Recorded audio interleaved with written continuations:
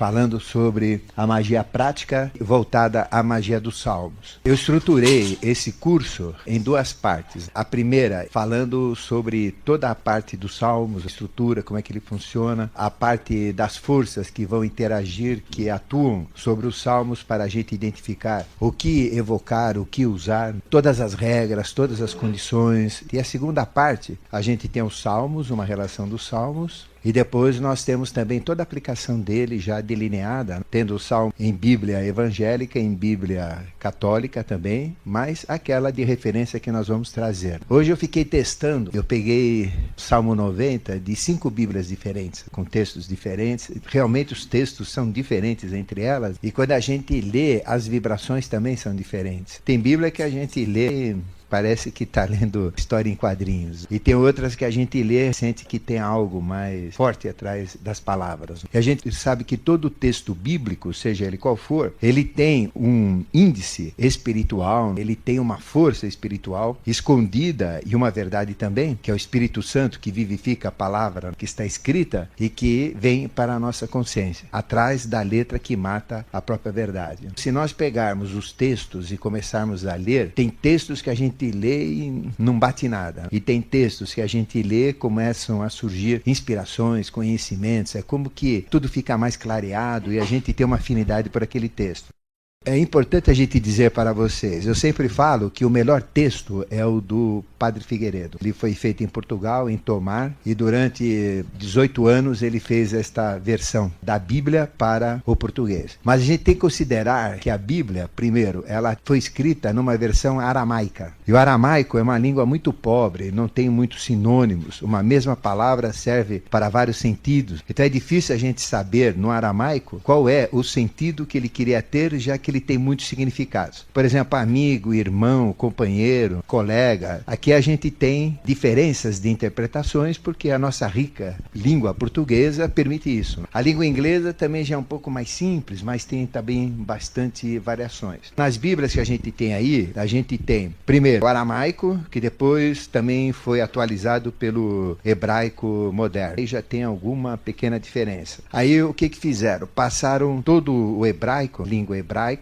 para o grego. E o grego é diferente do hebraico também. Muita coisa que estava no texto hebraico, quando foi para o texto grego, ficou complicado. Depois dos gregos, o que fizeram? Jerônimo, o grande santo, doutor de lei, ele transformou do grego para o latim. E o latim é outro processo de língua, é declinação, também é diferente. E depois do latim veio para o português. É importante a gente entender o seguinte, o texto é igual? Lógico que não é. Nunca vai ser igual, devido a todas essas alterações que ocorreram na transcrição de uma língua para outra. E aqueles ainda que usam textos evangélicos, ainda vai para o inglês, normalmente inglês, que é uma linha, e depois do inglês vem para o português. Quer dizer, tem uma língua a mais no meio, depois do latim, porque todos partem da Vulgata Latina, que foi a última versão de São Jerônimo e depois assentada pelos outros que seguiram. E quem segue a linha dos alemães é pior ainda, porque alemão também é uma língua complicada. Já os textos vão ser sempre diferentes. Então o que a gente aconselha? Para nós, aqui no Brasil, que usamos a língua portuguesa, o texto melhor é o do Padre Figueiredo. Mas eu estou lendo 100% dos Salmos, um por um, tentando sentir qual é o texto daqueles que eu tenho que é mais forte. Se eu vejo que mesmo que seja do Padre Figueiredo, mas que tenha um texto um pouco mais forte, nós vamos inserir aquele no meio do outro como opcional. A gente põe os dois, que aí vocês testam. Normalmente, eu tenho uma Bíblia também que tem 4 versões. E as versões a gente compara, são muito diferentes. O que é o plano aqui para a gente fazer essa magia prática da melhor maneira possível? É ter o melhor texto possível. Agora, o texto não é importante. Ele é importante pela fidelidade, por ele trazer a melhor condição de você entender o que está escrito nele. Mas os textos são diferentes. Mas o que é importante é a gente entender o que é o texto, o que ele quer dizer com aquele texto, que é o objetivo do próprio Salmo. E pela nossa própria compreensão, pelo nosso próprio entendimento, em cima disso a gente usa como fórmula de magia. Tem que escolher o melhor que seja um facilitador para que a gente possa compor mentalmente o Salmo.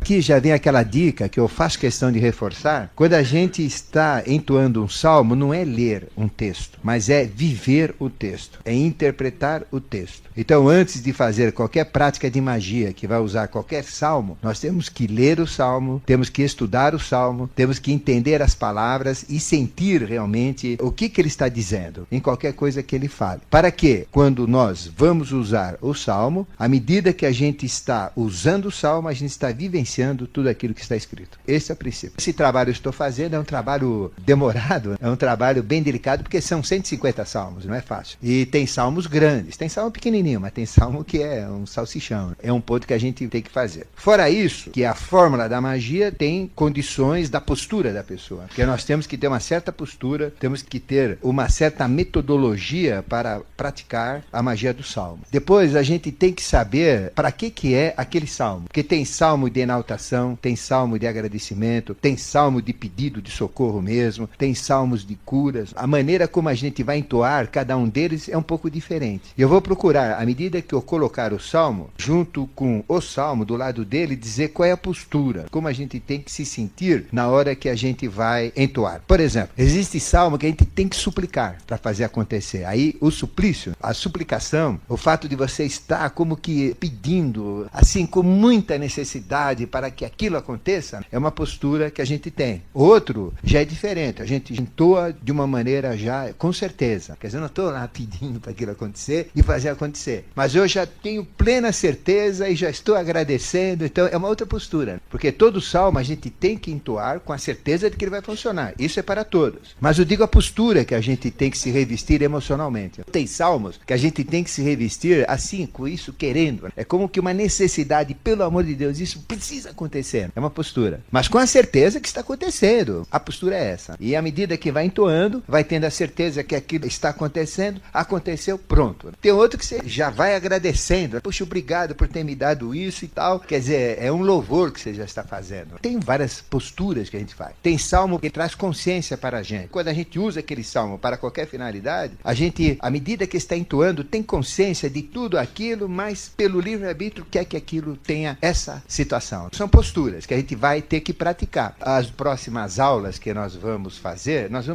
isso, testar isso e sentir como é a melhor maneira para fazer que um salmo funcione.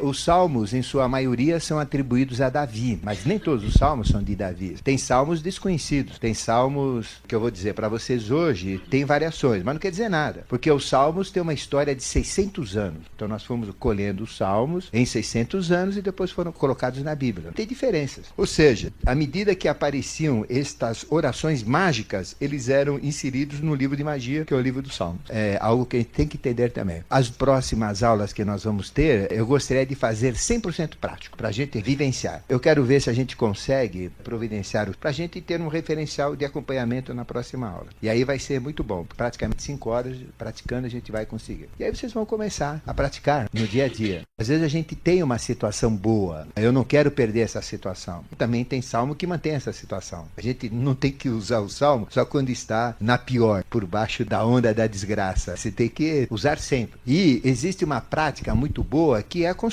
A constância é a nossa maior amiga. Quanto mais você fizer, quanto mais você praticar, mais experimentado vocês vão ser. O salmo vai ficando cada vez mais forte, cada vez mais concatenado, cada vez mais assentado. E mesmo que vocês não tenham que pedir nada, mantenham aquilo de bom que vocês têm, façam glórias, façam enaltações. Eu não tenho nada para pedir hoje. Deus queira que seja assim, porque a gente sempre tem coisa para pedir. Se vocês fizerem uma listinha, quantas coisas vocês vão pedir? É muito grande. Agora, a gente tem que pedir o que agrega valor para nós. Então não adianta ficar, eu quero que a minha avó tenha um carro. Mas deixa a tua avó, não interessa, é problema dela. Não, eu quero que o meu vizinho seja feliz com a mulher dele. O problema é dele, é livre-arbítrio dele. Lembra que eu falei na primeira vez? A gente não tem que entrar no livre-arbítrio das pessoas. A gente não vai chegar e vai entoar um salmo para uma pessoa. Não, ele é viciado em drogas, então eu vou curar esse homem. Vou rezar um salmo para ele, vou tirar esse homem das drogas. Eu posso fazer isso? Pergunto para você. Não, não posso fazer. Já expliquei isso para vocês. Por quê? Porque eu estou interferindo no livre-arbítrio dele. O grande segredo do salmo é não interferir no livre-arbítrio. Tenho que perguntar para ele, você quer ajuda? Posso te ajudar? Eu posso tentar. Você quer? Ele fala sim, aí você vai e ajuda. Agora você está falando cobrar? Bom, quanto vai custar? 200 mil reais. Não, aí também não. Quer dizer, a gente não faz isso por valor. Porque aí eu não estou usando um poder meu. É diferente. Eu tenho o poder de rezar salmo. Então eu vou abrir uma tenda, vem fila, qual é o teu problema? Salmo tal. Pá, outro. Pá, peraí, eu estou fazendo comércio de coisas divinas que não são minhas. Ou seja, quem é que atua no salmo? Sou eu? Não. São anjos, que a gente vai detalhar bem para vocês hoje, para vocês entenderem o que tem atrás de um salmo. São outros que estão fazendo. E no final eu tenho empregado que eu não pago, que são os anjos que trabalham para mim. Não pode. A gente não pode usar um salmo para cobrar dinheiro. Isso não pode mesmo. É como determinados processos espíritas que a gente não entende dentro do espiritismo. O mecanismo é o mesmo. Por exemplo, chega uma entidade qualquer que está fazendo um milagre. O que diz o espiritismo branco, o puro? O que ele diz? De luz. O que ele diz? Que a gente não pode cobrar. E não pode cobrar mesmo. Por quê? Nós estamos usando uma força externa, que é um anjo também. Um elemental, ou qualquer entidade, seja lá o que for, mas não sou eu que estou usando. Não pode cobrar. Agora, o que eu posso cobrar? O que eu tenho poder. O que é meu poder. Se eu tenho o poder de pintar, de cantar, de desenhar, se eu tenho o poder de curar, se eu tenho o poder de adivinhar, eu tenho poder. Não são outros que têm. Eu tenho poder. Aí eu posso cobrar. Ficou clara a diferença? Quando o poder é meu, eu sou dono do meu poder. Eu faço com ele o que eu quero, tenho direito e não tem problema nenhum. Só tem as consequências kármicas se uso para o mal ou para o bem. Mas eu tenho um dom. Então, se eu tenho o dom de curar, eu posso cobrar. Eu estou curando. Não é a entidade que está curando. Então, antes de sair cobrando, a gente tem que fazer um questionamento. Isso é meu ou é externo? É meu? Então, é meu? É meu. Sou dono, cobro, abro a tenda e faz fila. Posso fazer. É meu poder. E eu arco com as minhas consequências. Agora, se eu uso algo que não é meu, que é de fora, não. E salmo é de fora, não é nosso. Ele é uma fórmula que você é o operador, usando o salmo, que é uma fórmula, e vai acontecer. Não, mas eu tenho o poder de benzer. Eu boto a mão, onde eu ponho a mão, minha mão é santa, curo a pessoa. Cobra é a mesma coisa que o tarô. Eu tenho o tarô, mas eu tenho o poder. O tarô é uma ferramenta que me auxilia a identificar a coisa. Mas o tarô, posso cobrar e posso não cobrar. Depende do que está envolvendo no tarô. Se eu sou um simples mecanismo que o tarô flui através de mim, não. Mas se eu uso o tarô como referencial de conferência, de confirmação, mas eu que tenho a coisa, posso. A princípio parece complicado, mas não é não. Você sabe quando vocês fazem a coisa e quando vocês não fazem a coisa. Vocês falam, pô, tomara que aquele cara caia da escada, ele cai da escada. Realmente vocês têm um poder. Aí você fica assim, caramba, é boca santa. Eu conheci um monte de boca santa. O que ele fala acontece. Aí é ele. É um pouco diferente. Mas o salmo, normalmente a gente não cobra por causa disso. Agora, se vocês têm poder e falam assim, pô, eu não vou usar salmo. Eu vou mentalizar a cura daquela pessoa. Tá curado. Pronto. Aí é você. Mas catapum, lapapá, lofofô, cococó. Que eu escrevi. Pronto, o cara tá curado. É meu. Então eu faço o salmo de vocês. Não salmo. Aí seria uma coisa errada. Uma fórmula mágica de vocês, executem. Uma simpatia. Nada é contra isso. Próximas aulas a gente vai ter uma aula bem prática. Vamos pegar o texto, ver como é que é, sentir o que tem atrás daquele texto, como que nós vamos operar, a maneira como a gente opera, a maneira como usa, a postura que a gente tem, saber para que tipo é aquele salmo, a postura que a gente vai seguir, e aí fica legal. O Salmo 118, ele é muito importante, porque existem duas maneiras de nós confirmarmos os salmos e fortalecermos os salmos. Um é o Apocalipse. Cada um dos 22 trechos do Apocalipse, ele relaciona-se a cada um dos 22 arcanos. E nós temos aqui, no Salmo 118, um salmo muito importante, porque ele relaciona-se também aos arcanos. E temos, além do 118, que representa exatamente o meio da Bíblia, tudo isso que eu falei, na evangélica, óbvio, nós temos o Salmo 110, que é um salmo de poder, que é o único que tem Melquisedeque, que fala de Melquisedeque. Então, qualquer coisa que precisa de um poder é Salmo 110. Esse que a gente chama Salmo do Poder, que é Melquisedeque, que é o próprio Rei do Mundo. Ou seja, quando nós entoamos uma entidade maior, a gente vai entoar o próprio Rei do Mundo. E ele pode tudo. Esse é para qualquer negócio. Para problemas maiores, você já sabe, Salmo 110, que eu falei, porque é o único que tem o Melquisedeque. Falamos da postura das mãos, que isso tudo nós vamos exercitar, praticar. O importante do Salmo é que ele também pode ser fortalecido por fatores externos. Como é que um Salmo começa a ser fortalecido? Uma Bíblia ser fortalecida? É pelo revestimento fundamento das nossas emoções, dos nossos pensamentos em cima daquela Bíblia. Essa folha que vocês vão receber tem que ser uma folha de vocês, de uso pessoal. Então não adianta ficar tirando cópia, usa esse aqui que é bom, usa aquele negócio que é bom, dá para a vizinha, dá para a irmã, dá para a cunhada, dá para todo mundo. Isso não funciona. Por quê? Porque a pessoa, para usar, tem que saber das regras. Por isso que a gente está detalhando bem essas regras, as condições, porque não é para sair por aí fazendo. Por isso até afasta a pessoa do caminho. Ele faz mal feito, não usa corretamente. O que a gente quer é que vocês usem e façam acontecer mesmo. Aí você dá para um outro, tira a cópia, faz, não entende nada, não viu nada do que vocês estão ouvindo, não tem uma postura correta, não faz a coisa certa, vai fazer bobagem. É bobagem, dá para as pessoas. Então isso que vocês vão receber, eu queria que fosse de uso particular de vocês. Vocês querem passar para alguém? Então, senta a pessoa junto, pega o que a gente falou, manda ele ouvir tudo isso, ou ensina tudo que a gente falou para ele, e aí dá para ele. Não é proibido não dar, mas não pode simplesmente entregar um papel. Vai ser de uso particular. Agora, quando é que ele vai começar a ter poder? Quando vocês começarem a exercitar. Exercitei uma vez, não aconteceu nada. Não fiz a coisa certa, não me revesti do que precisaria ser revestido. Fiz 2 vezes, nada. 3 vezes, nada. 4. De repente, ele começa a funcionar. Eu vou tendo um certo resultado. E de repente, ele é tiro e queda. Papum, papum, papum, pronto. Já achei o caminho das pedras. É uma coisa de uso pessoal. E ele só começa a ter poder quando é usado. Nada tem poder se ele não é usado. Tudo tem poder se é colocado em prática.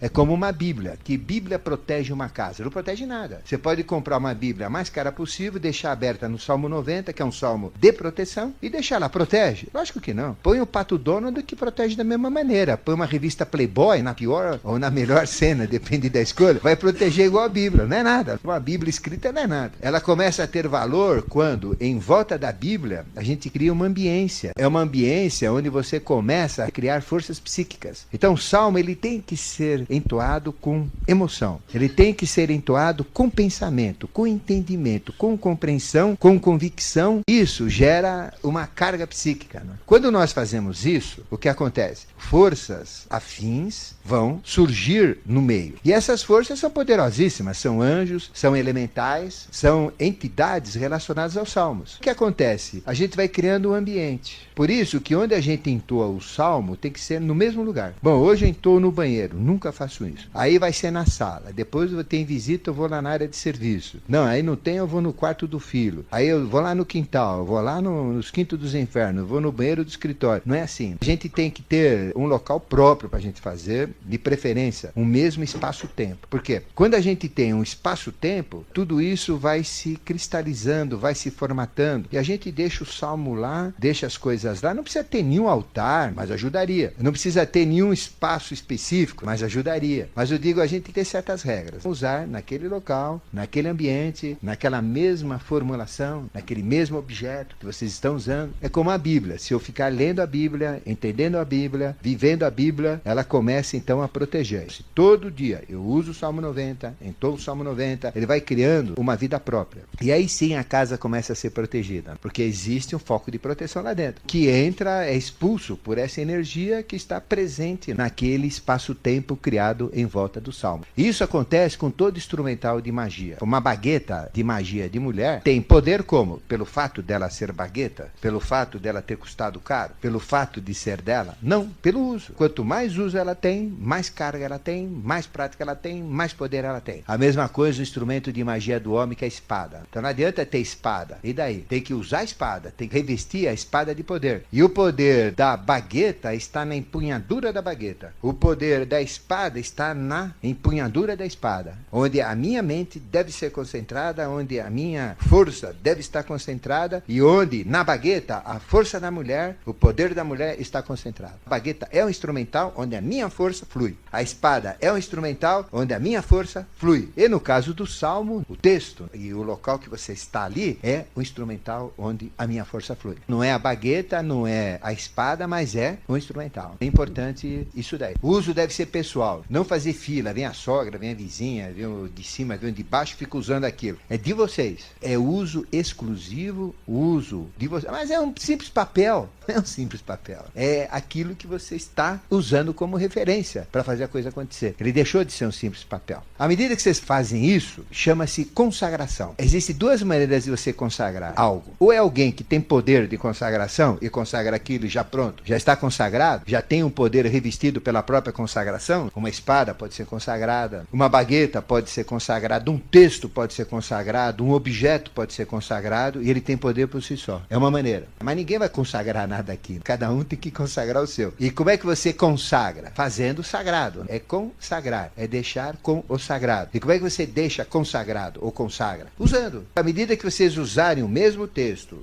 e aquele é o elemento teu, a minha fórmula, esse é o meu objeto, aí ele começa a ficar consagrado. É vocês que consagram. É pelo uso, pela aplicação e pelo texto em si. É de uso pessoal. Agora, se quiserem indicar para os outros, indique. Vai buscar, vai ler, vai fazer, vai estudar, posso ajudar, mas não usa o meu. Não tira a cópia do meu. Isso não é que a gente quer direito autoral, não. A gente não quer que se espalhe. Não, tem que espalhar. Mas ele que faça o dele. Ele que vem buscar o dele. Ele que vai estudar dele. Espalhar é isso daí. Não a gente ficar distribuindo algo que não tem valor. Porque quando você distribui, perde valor. Quando você pega um instrumento que é seu, alguém mexe, já suja. Porque aí tem as influências das pessoas. Isso não é crendice, isso não é simpatia, isso é magia. Instrumentos de magia são de uso pessoal, específico, e ninguém toca. É como o tarô, que eu sempre falo. Tarô, só vocês põem a mão. Não pode dar para outra pessoa ver. Quando você quer que a pessoa tire uma carta, vocês têm que tirar. Não deixa a pessoa tirar. Ela indica essa daqui, aí você vai e vira. A gente que mexe, ninguém mexe no tarô. É a mesma coisa que mexer nos órgãos íntimos de vocês. A gente fica, opa, peraí, que negócio que é esse? A reação tem que ser igual. Mexeu, tá mexendo no negócio íntimo de vocês. Já, opa, que negócio que é esse? Tira a mão daí, meu! Isso é importante colocar, para ficar bem claro.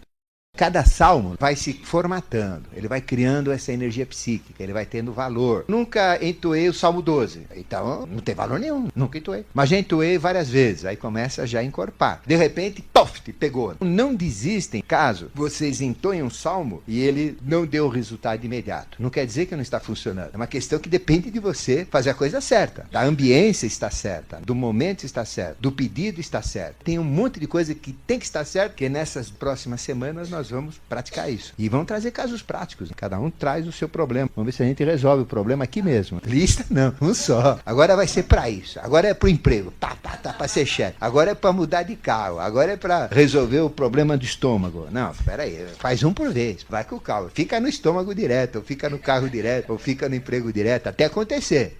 Fez. Vamos para outra. Aí você abre 10 campos, 10 pedidos, 10 situações. De repente, pela estatística, uma delas acontece. Funcionou. Funcionou nada. Você tem que fazer funcionar ali. Coisa difícil mesmo. Aí a coisa fica boa. O Salmo 118, ele tem 176 trechos. 176 dá 1 mais 7, 8, mais 6, 14. Então ele representa todo o aspecto de mãe. 15 seria o pai maior e 14 seria a mãe maior. Ele tem uma capacidade de mãe. E a mãe é transformação. É um salmo de transformação, o Salmo 118. Ele é muito forte. E ele tem 5 trechos. Ele é dividido em 5 trechos, correspondendo a 22 grupos com 8 trechos. Se vocês dividirem 176 por 22, vai dar 8. Se vocês dividirem, lógico, a matemática precisa, 176 por 8 vai dar 22. A cada 8 trechinhos do Salmo 118 é um arcano. Isso não está nas Bíblias, isso é oculto. Algumas Bíblias têm. Na Bíblia do Padre Matos, que é um que fez uma tradução, ele coloca os arcanos também, as letras hebraicas. Porque existem 22 letras hebraicas, cada uma delas corresponde ao arcano. Como é que vocês têm? Tem uma Bíblia que vocês não têm, então dividem 8. Pega 8, pode ser que é na cópia que eu vou dar para vocês, não tenha. Eu não sei ainda estou escolhendo. Mas se der, eu mesmo faço e divido. São 8 trechos, arcano 1. Do trecho 8 ao 16, arcano 2. Do 16 ao 24, arcano 3. Do 24 ao 32, arcano 4. Do 80, arcano 10. Cada 8 trechos é um arcano. E está escrito 1, 2, 3, 4, vai até o 176. Como é que vocês podem fazer para usar o Salmo 118? O Salmo 118 serve para tudo. É Salmo universal. Ele divide a Bíblia no meio. Da metade do Salmo 118 para a esquerda é um campo. Da metade para a direita é outro campo. Ele é um equilíbrio. Ele é um salmo harmônico de equilíbrio e serve para qualquer coisa. Precisa ter conhecimento um pouquinho de tarô. Quem fez, por exemplo, curso de tarô aqui, quem vai fazer no final do ano, Cabalá, que a gente vai fazer a associação com o tarô, você pega arcano 1. O trecho que você tem aqui são os 8 trechos que você vai ler. Você lê com bastante atenção os 8 trechinhos, do 1 ao 8 do Salmo 118, tendo o arcano 1 ao seu lado. Arcano 2, você lê do 9 até o 16, tendo a lâmina 2. E assim sucessivamente. Para cada 8 trechos, em correspondência ao número dele, de 1 a 22, primeiro oitavo, 1, segundo oitavo, 2, terceiro terceiro, oitavo, 3 e assim sucessivamente. Arcano 1, arcano 2, arcano 3. Com isso, se vocês pegarem o tarô e lerem o texto, aquele texto, naquilo que vocês entenderem da aplicação dele, pelo tarô ou pelo texto, fortalece. É mais uma maneira de vocês chegarem lá. Usa o tarô como elemento de realce, elemento de força, elemento de fixação. É usar o tarô, quem sabe, junto com o texto, 118. É importante entender.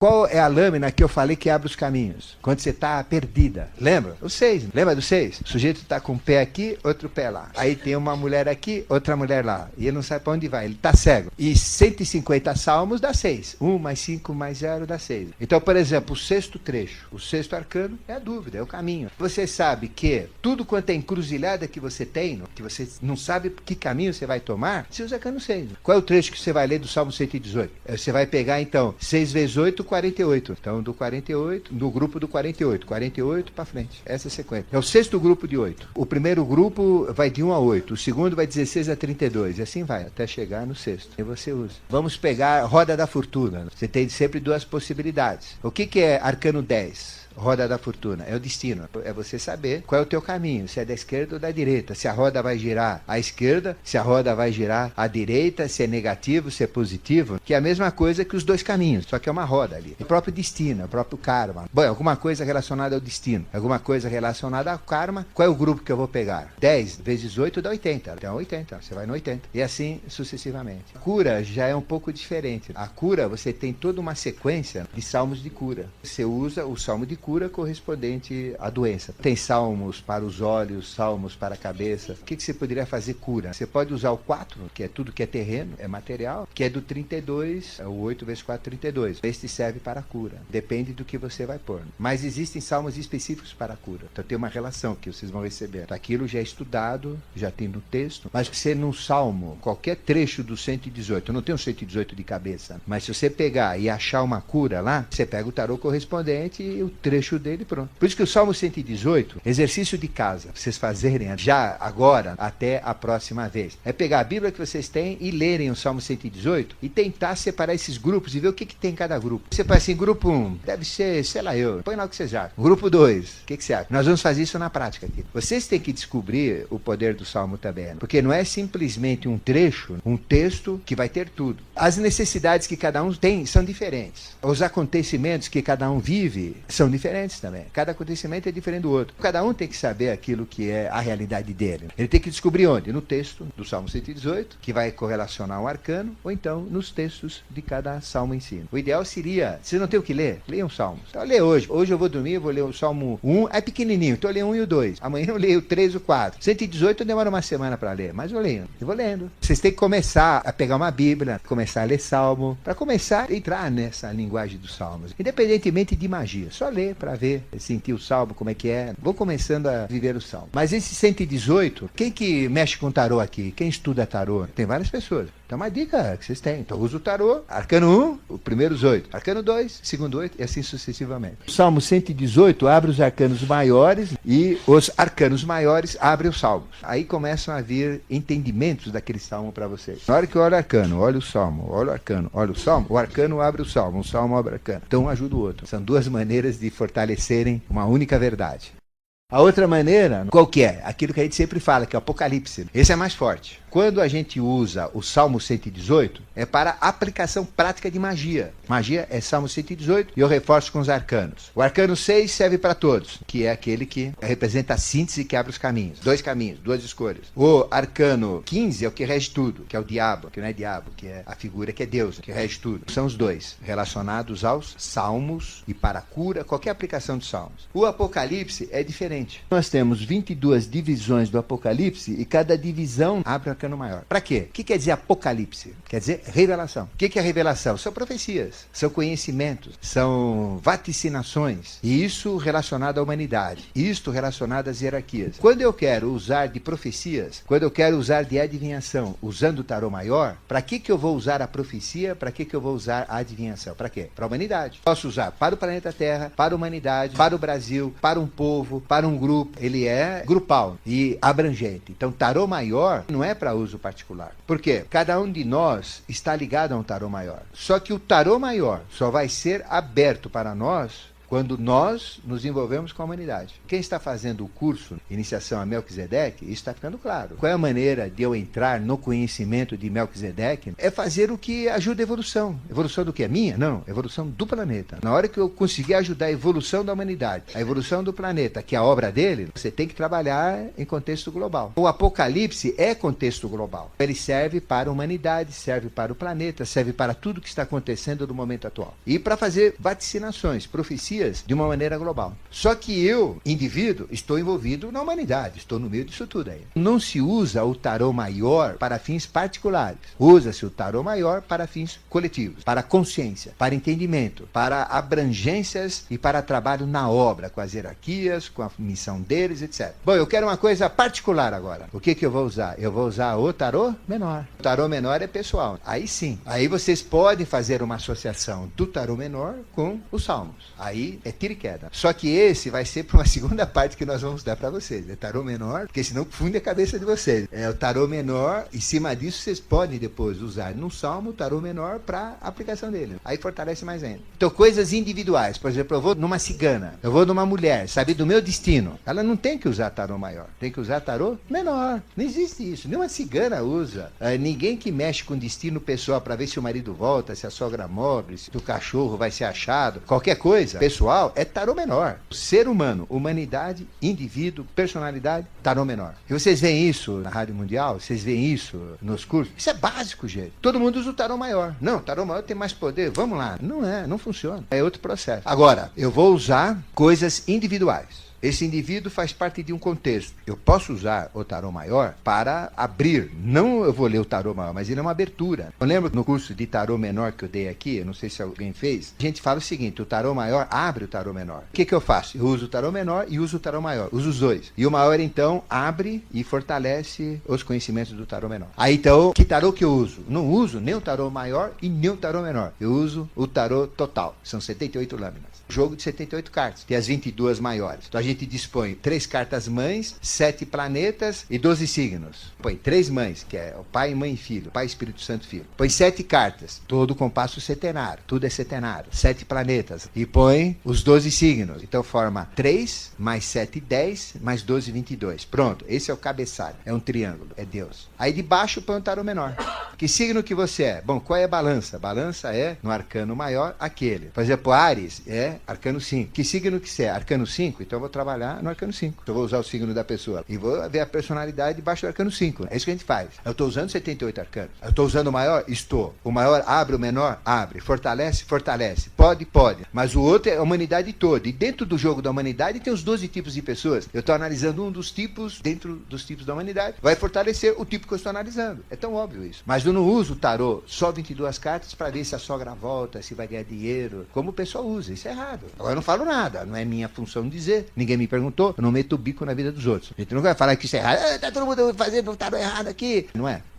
Quando a gente usa para um salmo, eu posso usar um salmo para proteger minha família, posso usar um salmo para proteger uma raça, para não querer uma guerra nuclear, para querer que o Iraque tenha uma outra vida, que o povo americano deixe de ser tão egoísta, coisas assim. Aí sim, eu uso o tarô maior. Aí não é meu, não é pessoa. O Salmo 118, personalidade. Depois o Apocalipse é coletividade. O Apocalipse tem 22 divisões. Apocalipse 1, arcano 1. Se eu tenho a lâmina 1 e vejo o Apocalipse 1, o arcano 1 abre a lâmina 1 me permite entender a linguagem oculta dentro do texto bíblico Apocalipse 1. E assim vai, cada arcano, cada trecho do Apocalipse, para fins coletivos. Existem salmos que eles têm uma aplicação coletiva. Aí eu posso usar o arcano maior? Pode. Eu posso usar o Apocalipse? Pode, é coletivo. Eu quero entoar um salmo para o Brasil, para resolver o problema do Brasil e os senadores, etc. Posso usar? Pode. O que eu vou usar? Arcano maior e vou usar o Apocalipse também. E o salmo correspondente, aí se usa tudo. A gente tem que ter certas regras. A regra para o salmo, associando com os arcanos maiores para dar força no salmo, para uso pessoal, 118. Para usar a Bíblia, para dar força no texto, eu uso Apocalipse. Mas como nós vamos fazer práticas agora, somente para uso pessoal, particular, no momento, lembra que eu falei? A gente tem que ser bem coerente e não sair da linha. O que vocês têm que fazer? Vocês lembram que nós falamos uma vez passada? Vocês não vão sair daí querendo curar todo mundo, querer que esse melhore, que aquele saia da droga, que o outro largue da cachaça, passar. Não. Vocês vão fazer o quê? Com vocês, primeiro. Até vocês terem domínio, saber que funciona, controlarem aquilo, e aí, quando for usar num outro, não fira o livre-arbítrio dele. Vai perguntar se pode, se ele quer. Ele quer participar? Então vamos junto. Mas não ficam aí orando o salmo para esse, para outro, para aquele lá, tá? Bom, mas aí a minha sogra tá em coma. De duas uma. Ou reza o salmo para ela morrer logo, ou o salmo para ela curar. Aí você pode, você não tem como perguntar. Então é uma postura que você vai assumir. Mas aí depende dos interesses. Aí se você entoa um salmo para ela morrer, porque o salmo tanto mata como cura. Aí é errado. Aí você vai pagar o pato. Agora, se for para ela ressuscitar do coma, sair do coma, não tem nada contra. Mas se a pessoa está nativa lá, pergunta para ela. Nem que seja filho, nem que seja marido. Ah, meu marido é cachaceiro, vou tirar o vício dele. Pergunta para ele se ele quer. Não interessa que é marido. Então, exercício de casa, leiam o Salmo 118. Depois vocês vão ajustar só o texto dele. O saltério davídico, a gente chama davídico porque ele que iniciou o salmo, ele que tem a maioria. E a maioria dos salmos de problemas para resolver os nossos enguiços são salmos de Davi. Tem salmos de exaltação, de glória, etc. Mas o dele não. O dele é para resolver problemas. O saltério davídico, ele tem 150 salmos, ele se divide em 5 livros, exatamente como o Pentateuco. Por que ele divide em 5? Tudo que é sagrado e que envolve anjo, então mineral, vegetal, animal, hominal. Chegamos no quarto, nós somos o quarto princípio. Quinto é anjo. Por isso que tudo que tem na Bíblia, tudo que tem livro sagrado dividido em 5 fases, é sagrado e angélico. Pentateuco, penta 5, e teuco, conteúdo. São 5 trechos importantíssimos da Bíblia. Nós temos Gênesis, Número, Levítico, Êxodo e Deuteronômio. 5 livros de Moisés. São 5 livros sagrados. Os livros mais sagrados da Bíblia são esses daí, angélicos, que foi escrito por Moisés como uma expressão de um anjo feito homem também. Os salmos também são divididos em 5 livros como o Pentateuco. Por quê? Porque Davi é o 5º princípio. Muita gente pensa que Davi é o 6º, por causa da estrela de 6 pontas que a bandeira hebraica tem. Ela é azul e branca e tem a estrela de 6 pontas. Mas a estrela de 6 pontas não é de Davi, é do filho dele, que é Salomão. A estrela de Davi é um pentagrama, é 5 pontas. Só que diz que é de Davi porque ele foi o rei tão famoso que os hebreus tiveram. Mas Davi é 5º senhor. Davi, ele representava as falanges angélicas. Ele tem a mesma linhagem do Jesus que morreu na cruz. Não tem diferença de Davi e de Jesus. O nome certo do Jesus que morreu na cruz, que a gente chama de Yoshua ben Pandira, Jesus, filho do Senhor, é Jeffersus, o nome oculto dele. E Davi é da mesma linha de Jeffersus. O mesmo 5º princípio, o mesmo anjo, filho de Deus feito homem, e assim por diante. Eles separam-se pela doxologia, que é uma parte da Bíblia que estuda aclamação. Aclamação é você aclamar, é você ter aquela empolgação quando fala uma coisa. Corresponde ao bendito seja o Senhor. Você fala bendito seja o Senhor. É uma aclamação. Bendito seja o Senhor. Já pensou? Vocês estão entoando um salmo. Tem muitos salmos que terminam com, no final, leva a isso. Então você fala bendito seja o Senhor. Quer dizer, que fez isso, que fez aconteceu, o salmo aconteceu, fez a magia, etc. É ele que faz, através das forças que ele tem. E se você pegar do salmo do 1 até o 41, ele tem mais ou menos essa exclamação. Depois o 72 fecha o outro. Então o Salmo 41 faz essa aclamação. Então ele fecha um grupo. O Salmo 72 tem essa aclamação. Ele fecha outro grupo. O Salmo 89 tem essa aclamação. Ele fecha outro grupo. E o Salmo 106 tem essa aclamação, fecha, e o resto é o 5º grupo. Se vocês lerem esse salmo, tem essa aclamação. Ele fecha grupos. Você tem 5 grupos. E gradativamente vocês vão entender que cada grupo desse tem uma finalidade específica dentro do uso do salmo. A gente só está dando a estrutura dos salmos para vocês, para entender o que vocês estão usando. E a estrutura dos 150 salmos também se divide em 3 grandes grupos. Então ele tem 5 grupos, é uma divisão. Uma segunda divisão, em 3 grandes grupos. O primeiro grupo é do 1 ao 40. O terceiro grupo, do 89 ao 150. E esses 2 grupos são separados. É grupo 1 e grupo 3, tem o grupo 2 no meio. O grupo 1 no início, o grupo 3 no final, eles usam Senhor ou Javé. Então sempre fala Senhor, é o Senhor, ou Javé, que é Deus também. Eles são caracterizados porque a figura que comanda o salmo é o Senhor ou Javé. E o 90 que chama de Altíssimo. Explicando melhor, o grupo 1 e o grupo 3, eles usam Senhor ou Javé. Então você tem 3 grupos na Bíblia, o 2 e o 3. O 1 e o 3 usa Senhor e Javé, para deixar mais claro. O segundo, ele usa Deus ou Elohim. Então é diferente. Quando eu falo Senhor ou Javé, no grupo 1. Quando eu falo Senhor ou Javé, no grupo 3. E quando eu falo Deus ou Elohim, no grupo 2, são grupos de salmos que têm o mesmo referencial. Eles se dividem também pelo referencial. Tem 2 grupos que chamam Senhor ou Javé. E tem mais um grupo que chama Elohim ou Deus. que são contextos diferentes. E tem um só que é diferente mesmo, que é o 90, que é aquele que é o forte, que chama anjo, que ele chama o Altíssimo. Ele tem outra nomenclatura. Mas também é Senhor, só que ele acrescenta de Altíssimo. É o mesmo Deus. Eu vou dizer o seguinte, Melquisedeque é Deus terra. Mas existe o Melquisedeque solar. Então o Melquisedeque terra, ele representa uma consciência pequena, perto do Melquisedeque solar, que é muito mais ampla. Existe o Melquisedeque galáxio, existe o Melquisedeque universal. Então são níveis diferentes. E quando você fala Senhor, é uma coisa mais íntima, mais próxima. É um Deus mais próximo de você. Quando você usa Senhor ou Javé, porque Javé falava com o homem, então ele fazia negócio com o homem, tem um acordo com Javé, tem aliança com Javé. Javé é muito próximo. Seria um aspecto de Deus muito próximo de nós.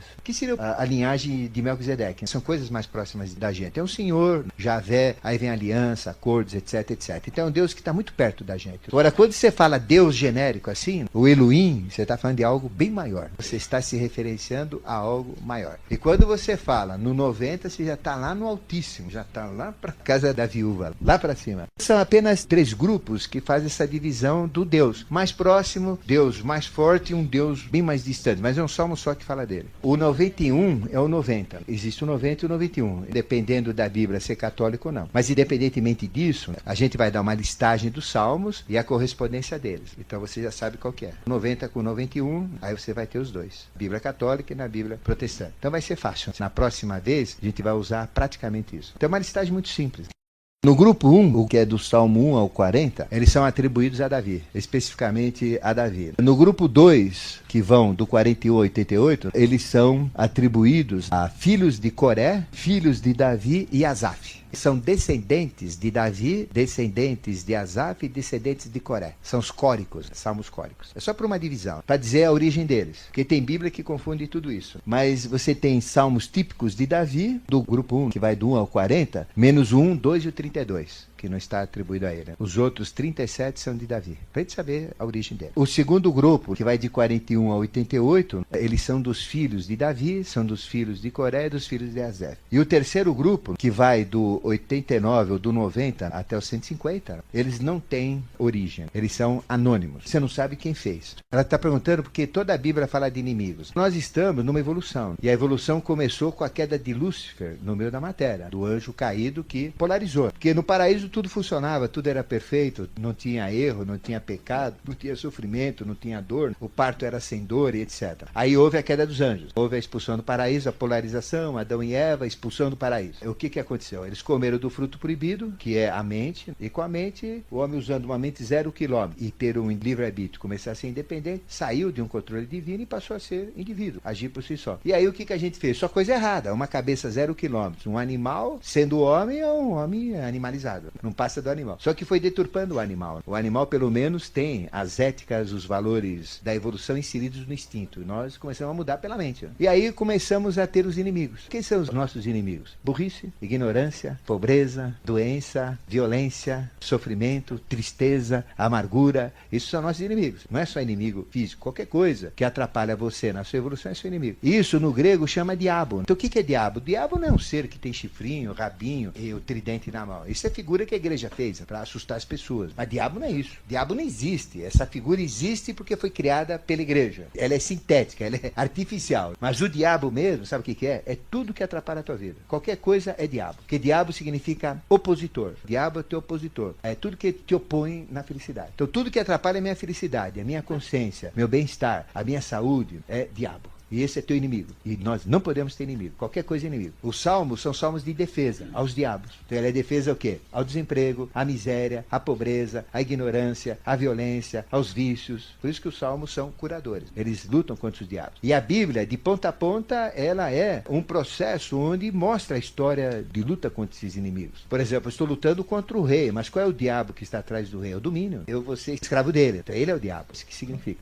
Eles têm 3 grupos, repetindo. Grupo 1 são de Davi, que vai do 1 até o 40, menos 1, 2, 32. É só o referencial. O grupo 2 são dos filhos de Coré, Davi e Asaf. São descendentes. E o grupo 3, ninguém sabe de quem é. Mas todos são de Davi. Por quê? Porque esses salmos, eles começaram com Davi, que viveu em redor do ano 1000. Os registros deles são meio falhos. Davi viveu ao redor do ano 1000. O grupo de salmos, ele fez os primeiros, ele instituiu o grupo e depois foram acrescentando os outros. Durante 600 anos foram colocando salmos lá dentro. Por isso que tem os filhos que estão aí. São os descendentes de Davi. E tem uns que são humildes, são simples, não queriam pôr o nome dele, então são anônimos. Mas todos eles foram inspirados por Davi. Mesmo que não sejam dele, são de inspiração dele. Ele que é a consciência que está atrás dos 150 salmos. Tem salmo que ele escreveu e tem salmo que ele é o mentor intelectual, a consciência espiritual, que através dos filhos dele mesmo, de Davi, dos descendentes, que dos filhos de Coré, os filhos de Asaf, são todos da linha sacerdotal e ele estava atrás da linha sacerdotal. E mesmo os anônimos também são inspirados por ele. Por isso que a gente fala saltério de Davi, que são dele. Ele começou e ele inspirou os outros. Como se, por exemplo, meu avô me inspirasse no que eu tenho que fazer. Meu bisavô me inspirasse no que eu tenho que fazer. E meu bisavô, no caso, é Davi. Porque as pessoas falam, pô, mas como é que é de Davi se tem Asaf? É isso daí, a gente tem que entender o processo. Ele se agrupa, então, por natureza, pelo tipo de canto e por circunstâncias. Para que serve, que condição, a postura que eu falei para vocês. A gente tem que teatralizar um pouco no salmo. Porque salmo não é para ser lido, ele é para ser interpretado. Ele é interpretado pedindo um suplício de uma ajuda, ou então uma enaltação, um agradecimento, uma certeza, mas tem que ter uma postura junto com o salmo.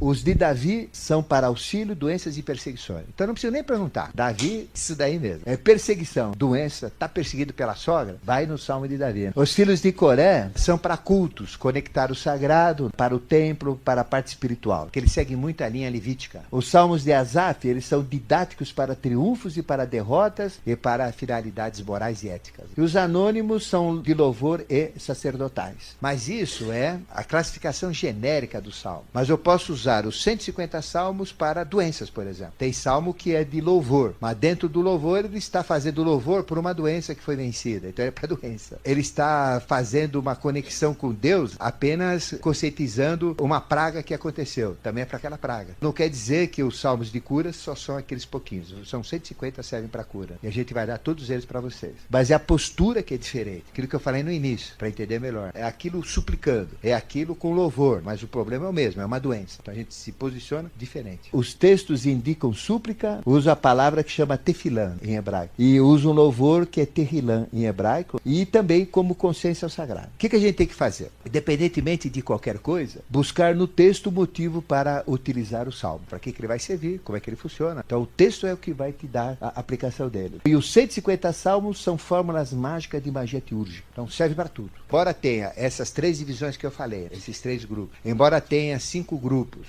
embora tenham 150 salmos, uns específicos para cura, os 150 são para cura e também os 150 são para aplicações diversas e a aplicação dele está no texto. Por isso que é bom entender o texto. Porque entender o texto, eu já sei para que ele serve. Ela falou, eu tenho um texto meu, tem um texto lá de São Germano, do Padre Benedito, eu tenho um texto seu, pessoal, tanto faz, qualquer texto. O que você faz? É vinculado ao seu pedido. É uma questão de hierarquia. Você tem que usar o teu primeiro, usa o teu, e depois você confirma com o salmo. Porque o salmo é que é o poderoso, porque tudo que você põe lá fortalece. Se você tem algo teu, que é seu, é importante colocar, mas põe o teu primeiro, só que faz com o outro. Tem gente que põe o salmo na frente e agora eu ponho o meu lá, pô, eu sou melhor que ele, eu sou melhor do que aquilo. Então a gente tem que ter uma certa coerência nos valores. Na magia, o que realiza é o último, não é o primeiro, é o que fecha. Primeiro você pode rezar uma Ave Maria. Quero rezar uma Ave Maria. Eu sou católico, e daí? Não posso? Posso. Pra quê? Porque quando eu rezo a Ave Maria, eu fico gostosa, fico gostoso. Eu me sinto no clima, para dar o clima. Reza o Pai Nosso, para ficar no clima. Não tem problema, já estou no clima. Aí eu vou ler um texto de São Germano, porque, nossa, eu fico zen. Tá bom, não tem problema. Pronto, agora não, eu vou praticar. Usa outro. Porque a magia é a fórmula final, que concretiza. Se você usa a magia e põe o teu, quem concretiza é o salmo. Pode usar, mas usando esse critério.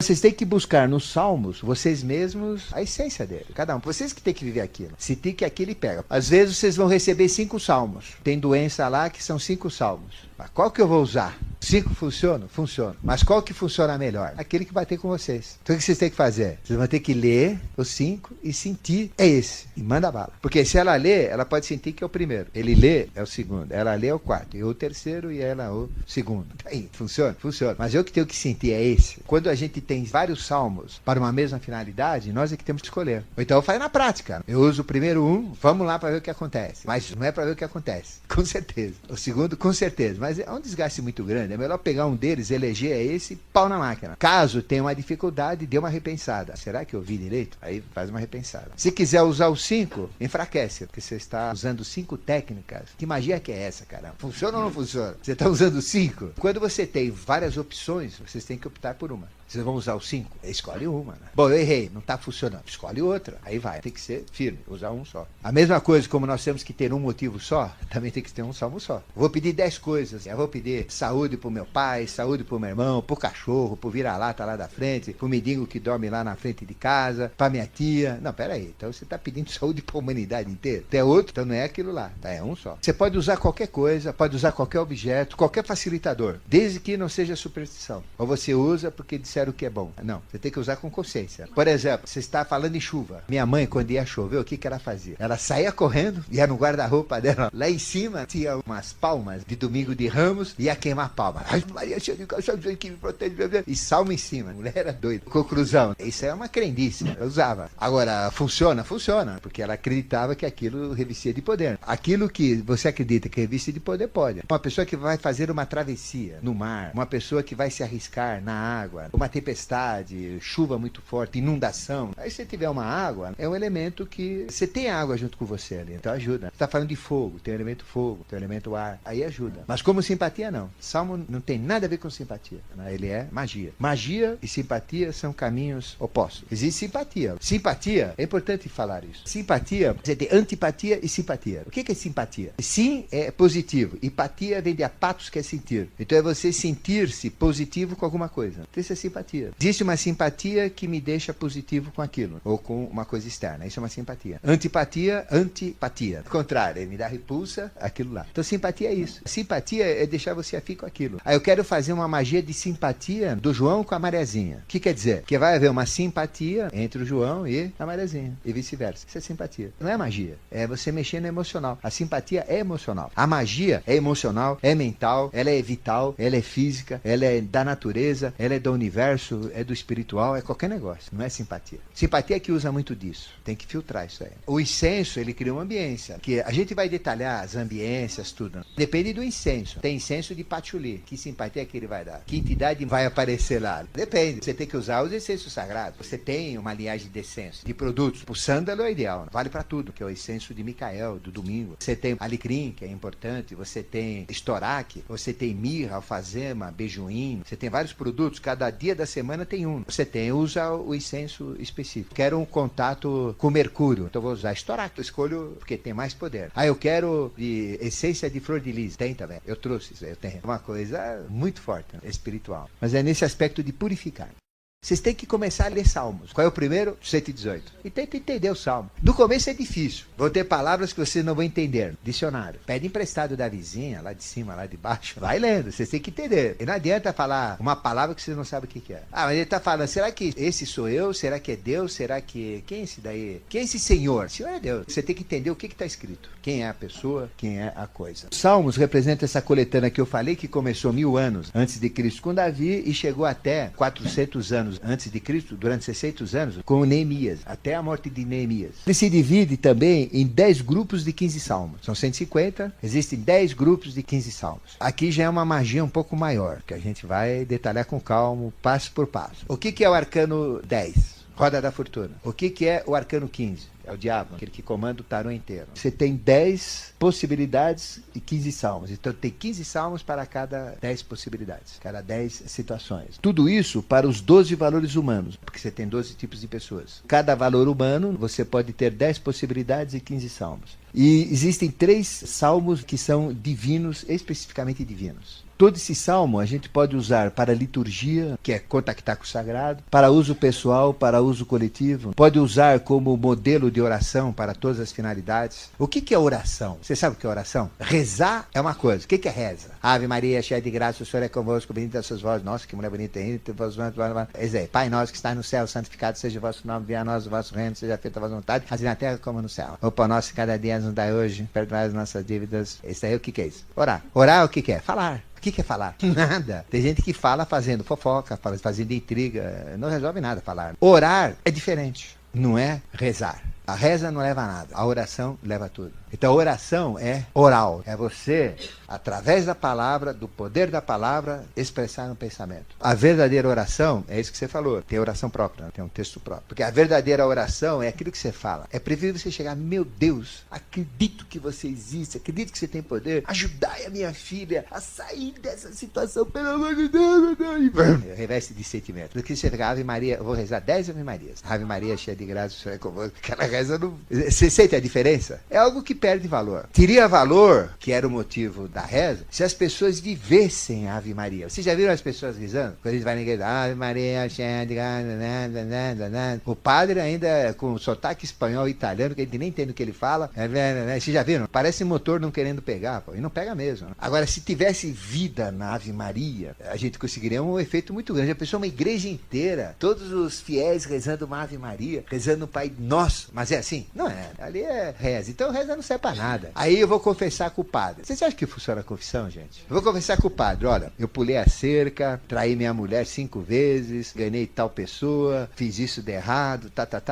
O padre chega, olha, reza 10 Ave Marias e 5 Pai Nosso. Cara lá, Ave Maria, cheia de graça, Senhor convosco, bendito vós, tem mulher, então fruto vosso bem, Jesus, Santa Maria. Pagou o pecado, gente. Pagou nada. Não adianta rezar. Esse negócio de penitência de igreja é uma besteira que tem, não apaga pecado nenhum. Como é que você apaga um pecado? Um erro. Com acerto. Errou, conserte. Não tem conversa. Quebrou um vidro? Pague um para a vizinha. Errou? Faça uma coisa certa. É a única maneira. Você acha que uma Ave Maria vai pagar alguma coisa? Isso é totalmente errado. O pessoal, quem falar, corta a língua porque não quer que reza. Aí vai mental, é o que você tem. Mas aí fica mais fraco. Vale, mas é muito melhor quando você faz forte. E a magia, você tem que usar tudo. Lembra que eu falei? Enfia esse dedo aqui na mão, aperta para dar força, aperta esse daqui para dar força, arreganha os dedos dos pés, se fortaleça assim, se concentra e a cabeça lá.